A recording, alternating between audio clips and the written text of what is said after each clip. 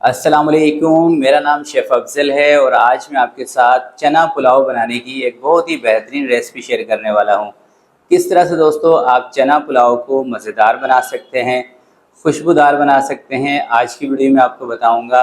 और इंशाअल्लाह पुलाव बनाने का इतना आसान तरीका बताने वाला हूँ ना कि अगर आप बिगिनर हैं, आपने कभी पुलाव नहीं बनाई, इस रेसिपी के मुताबिक बनाइएगा। इंशाअल्लाह इतनी ज़बरदस्त पुलाव आपकी बनेगी ना कि आपका दिल खुश होने वाला है। तो चलते हैं इस ज़बरदस्त रेसिपी की तरफ और इसको बनाना स्टार्ट करते हैं। बिस्मिल्लाहिर्रहमानिर्रहीम। तो 200 ग्राम मैंने चने लिए थे मोटे वाले। रात भर इनको पानी में भिगो के रखा और उसके बाद अच्छी तरीके से धो के, ना इसमें बेकिंग सोडा शामिल करना, ना नमक शामिल करना, ना बेकिंग पाउडर। अच्छी तरीके से धो के हल्की आंच पे चनों को 25-30 मिनट तक जब आप रखेंगे ना, तो ये इस कंडीशन में आ जाएंगे।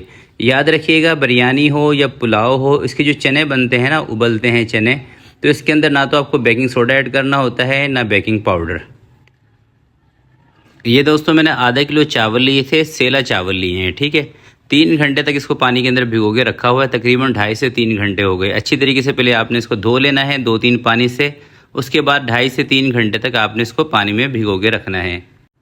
अब दोस्तों पुलाव बनाना स्टार्ट करते हैं। सबसे पहले 1 कप में ले रहा हूँ कुकिंग ऑयल का, और इसके अंदर 3 मीडियम साइज़ की प्याज, थोड़ी सी छोटे साइज़ की, इसको बारीक बारीक कटिंग करके सबसे पहले हमने प्याज को फ्राई करना है।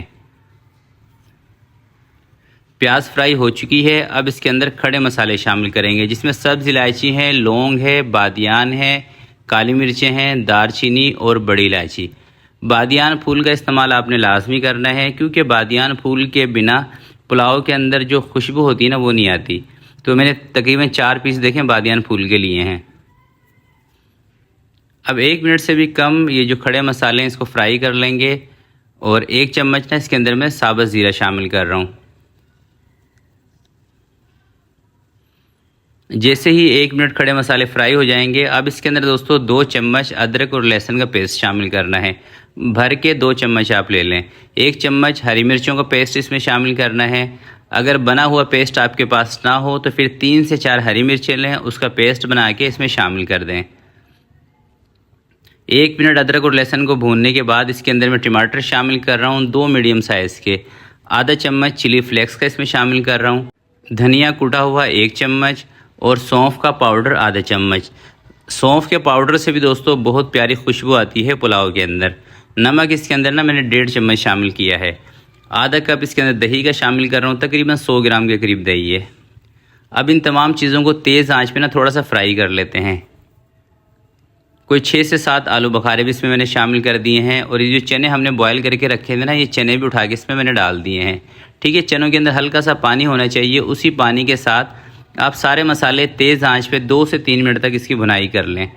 याद रखिएगा, पुलाव हो चाहे बिरयानी हो, इसका जो 200 कौरमा बनता है ना, इसको कोई हमें घंटों घंटों भुनाई करने की ज़रूरत नहीं होती। सिर्फ तेज़ आंच पे 3 से 4 मिनट आप इसको भून लेंगे, इसकी भुनाई हो जाती है। अगर आप इसको सालन की तरह पकाएंगे ना, फिर पुलाव हो चाहे बिरयानी हो, इसके अंदर जो टेस्ट या खुशबू आनी चाहिए ना, वो चीज़ नहीं आती। तो 2 से 3 मिनट इसकी भुनाई करने के बाद 1 लीटर इसके अंदर मैं पानी शामिल कर रहा हूँ। आधा किलो चावल 1 लीटर पानी, बिल्कुल परफेक्ट हिसाब है। तो तेज़ आंच पे एक उबाल दिला लेंगे। अब इसके अंदर दोस्तों थोड़ा सा मैं शामिल कर रहा हूँ धनिया बारीक बारीक कटा हुआ, और थोड़ा सा इसके अंदर शामिल करूँगा पुदीना।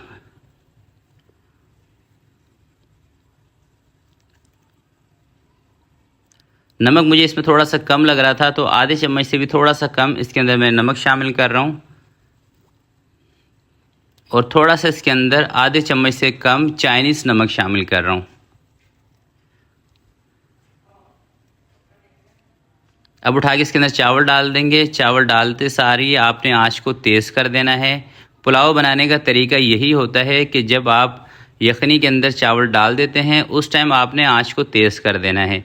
एक उबाल आने देना है, चाहे कवर लगा के रख कर लें, उबाल दिला लें, चाहे बिना कवर के कर लें, कोई मसला नहीं है।